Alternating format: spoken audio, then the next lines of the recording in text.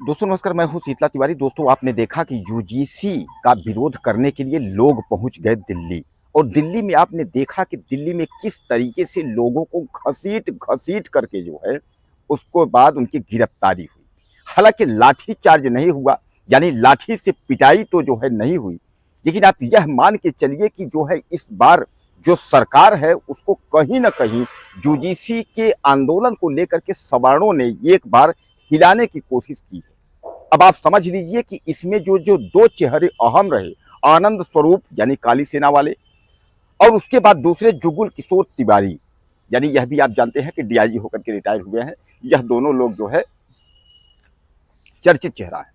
यह दोनों लोगों की अगुवाई में, यानी दोनों लोगों के साथ जो है आपके दिल्ली के रामलीला मैदान से लेकर के जंतर मंतर तक जितनी भीड़ देखने को मिली, तो लोगों ने जो है दांते तले अंगुली दबाई कि आखिर इतनी भीड़ तो कैसे हो सकती है। और लोग बस उनके दिमाग में एक ही चीज है कि या तो सरकार को हटाओ या तो फिर यूजीसी में जो है संशोधन हो।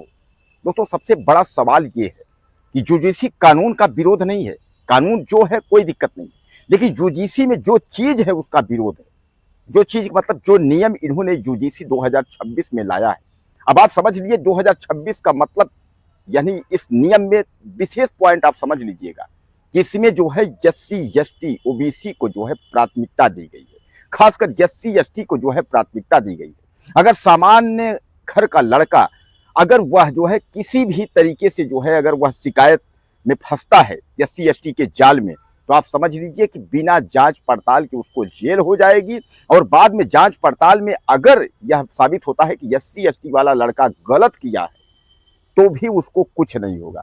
यानी जो है झूठी शिकायत पर जो है सामान्य यानी सवर्णों को जो है जेल में डाल देना, उनका जो है कैरियर चौपट कर देना। और बाद में अगर यह भी पता हो कि नहीं भैया यह जो है यह तो गलत था और जो है एससी एसटी वाला ही गलत है, तो इस पर कुछ नहीं होना। आपने ऐसा देखा है कि कोई कानून इस तरीके से पास किया जाता है? इस कानून को थोपने के लिए जो है सरकार जबरन, जैसे आपको याद होगा किसान काला कानून जो है, उसी तरह जो है जबरन जो है सवर्णों के ऊपर यह कानून थोपा जाता है।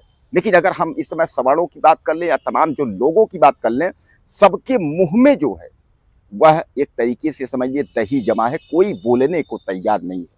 वैसे तो सवर्णों के बहुत सारे नेता हैं, लेकिन इस मुद्दे पर जो है कोई भी सवर्ण का नेता जो है वह आगे आने को तैयार नहीं है।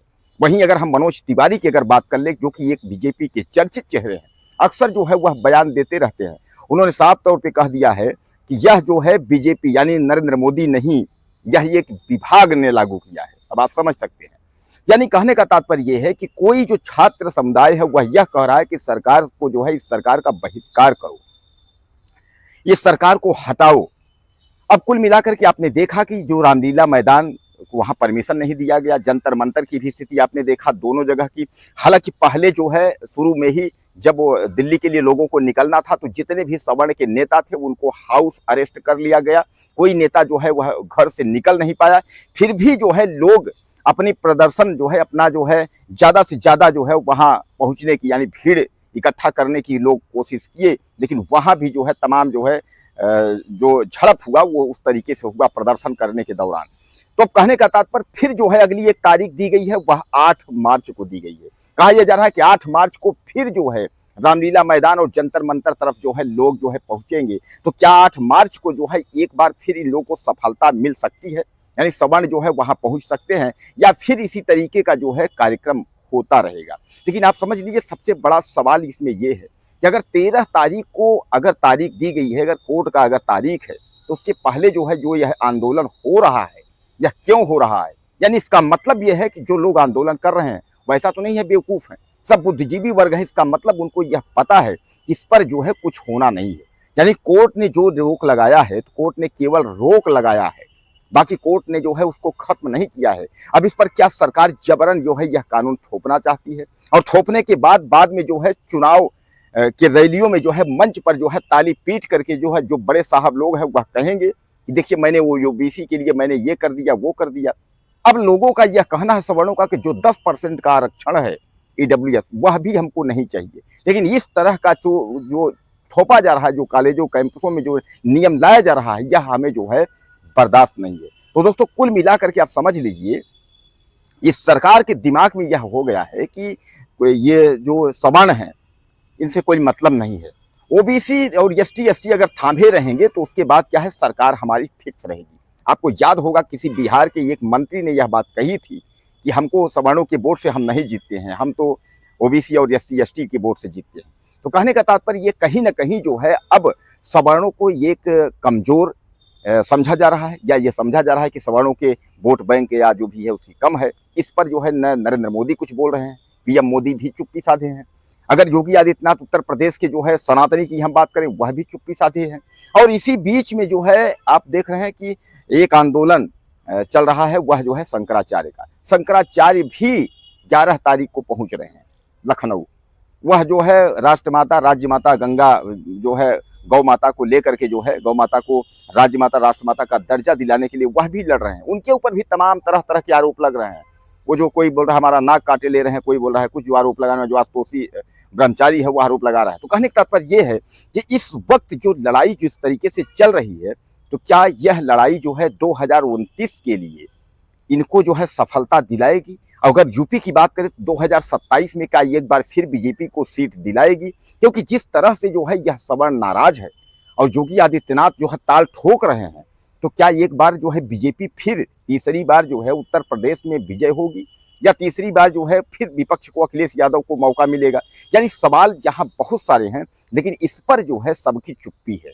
यानी न तो नरेंद्र मोदी कुछ बोल रहे हैं और न तो योगी आदित्यनाथ बोल रहे हैं। यह दोनों नेता जो है चुपचाप हैं, और उसके अलावा जो है जो भी सवर्ण के बड़े नेता हैं वह भी कुछ बोलने से जो है कतरा रहे हैं।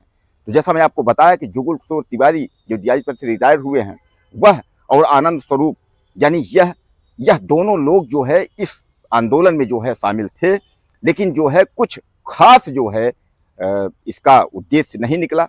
हालांकि मैं आपको बता दूं कि सरकार उसके पहले ही डर गई, इसलिए आंदोलन का जो है परमिशन नहीं दिया। घर घर जाकर के हाउस अरेस्ट करना, इससे जो है कहीं ना कहीं मोदी सरकार एक बार जो है झल्लाई है। 8 तारीख को जो है फिर आंदोलन होने वाला है।